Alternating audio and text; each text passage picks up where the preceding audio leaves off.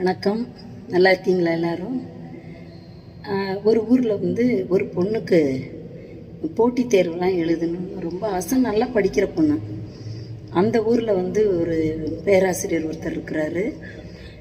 அவர்கிட்ட போய் நம்ம கோச்சிங் எடுக்கலாம், அவர் நல்லா சொல்லி தருவார் அப்படின்னு சொல்லி கேள்விப்பட்டு அந்த பொண்ணு அந்த பேராசிரியர்கிட்ட போகிறாங்க.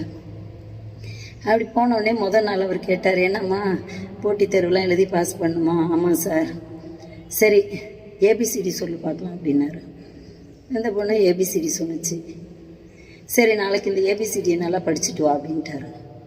இந்த பொண்ணுக்கு ஒரே கோபம், எரிச்சல், ஆத்திரம்.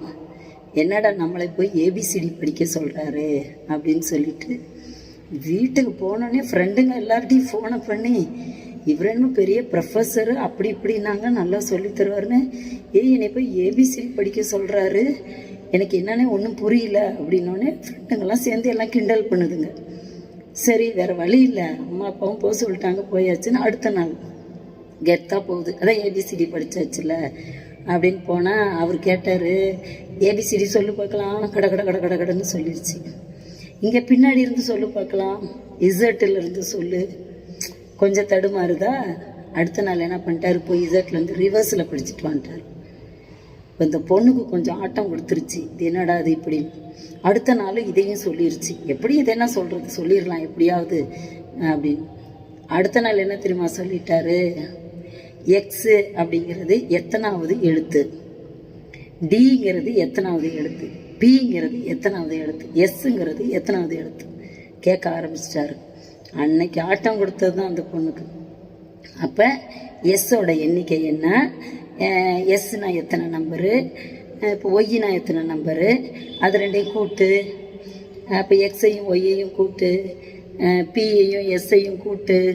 புரியுதுங்களா? இந்த மாதிரி கூட்டு, பெருக்கு, களி, வகு அப்படின்னு சொல்ல சொல்ல சொல்ல அப்போ தான் அந்த பொண்ணு போய் சொல்லுது, ப்ரொஃபஸர் சாதாரண ஆள் இல்லை, மிகப்பெரிய அறிவாளி அவர், நம்ம தான் விவரம் தெரியாமல் கிண்டல் பண்ணிட்டோம் அப்படின்னு சொல்லி மன வருத்தப்பட்டு, அப்போ அவர் சொல்கிறத நான் கேட்கணும்னு சொல்லிட்டு அதுக்கப்புறம் அந்த பொண்ணு ஃப்ரெண்டுங்கிட்ட பேசுகிறதே நிப்பாட்டிடுச்சு. ஏன் அப்படின்னா நேரம் இல்லை, அவர் சொல்கிற ஹோம்ஒர்க்கை முடிக்க முடியல. வெறும் ஏபிசிடியில் அவ்வளோ விஷயம் இருக்குது.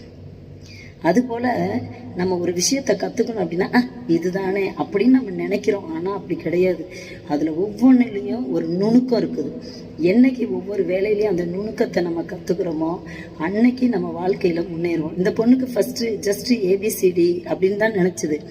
ஆனால் அவர் கேட்டார் பாருங்க, பிங்கிறது எத்தனாவது எழுத்து.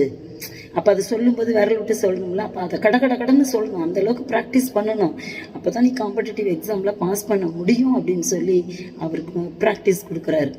அப்போ தான் அவர் சொல்லித்தரார். அப்போ வெறும் ஏபிசிடினா அதோட முடிகிறதில்ல, அதில் நிறைய நுணுக்கங்கள் இருக்குது. அப்போ எந்த ஒரு வேலையை நம்ம கற்றுக்கிட்டாலும் மேலோட்டமாக கற்றுக்கிறது இல்லை, அதுக்குள்ளே இருக்கிற நுணுக்கத்தை நம்ம கற்றுக்கிட்டோன்னா கண்டிப்பாக நம்ம வாழ்க்கையில் ஒரு நல்ல முன்னேற்றமான நல்ல உயரிய இடத்துக்கு வருவோம்.